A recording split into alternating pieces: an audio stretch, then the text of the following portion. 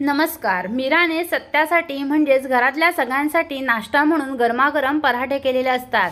त्यानंतर सत्याला एक भाडं येतं। सत्या हा पटकन फ्रेश होतो आणि बाहेर जायला निघतो। त्याला अर्जंट भाडं असतं।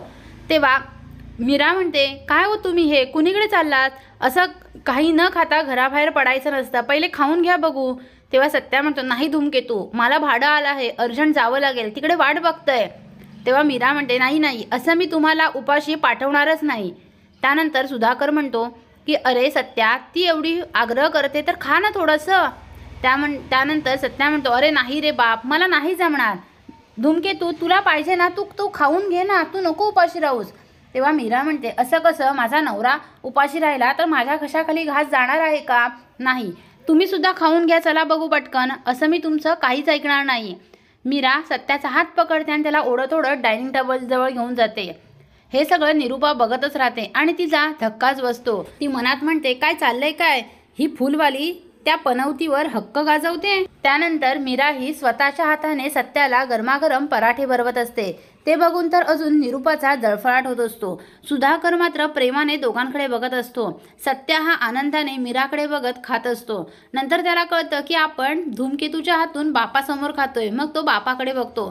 तेवढ्या तिथे पंकज आणि देविका सुद्धा येतात आणि ते सुद्धा हे बघत असतात। मीरा आणि सत्यामधलं हे प्रेम बघून त्यांना सुद्धा धक्काच बसतो।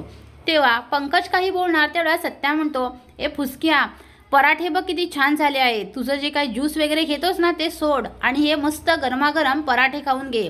ते ऐकून देविकाला राग येतो। देविका म्हणते, हा असा का वागतो आणि हा प्रत्येक वेळी पंकजचा अपमान का करतो आणि पंकजला असं फुसक्या बिस्क्या काय बोलतो हा?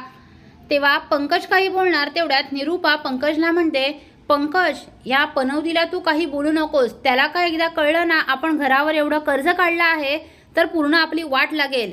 त्यामुळे तू एखादी चांगली नोकरी बघ, पैसे कमव, आपण हे सगळं लोन फेडून टाकूया। निरूपा आणि पंकजचं ते बोलणं मीराने ऐकलेलं असतं आणि मीराला मोठा धक्काच बसतो। निरूपा मीराकडे बघते आणि ती सुद्धा घाबरते। ती म्हणते, ह्या फुलवालीने सगळं ऐकलं की काय?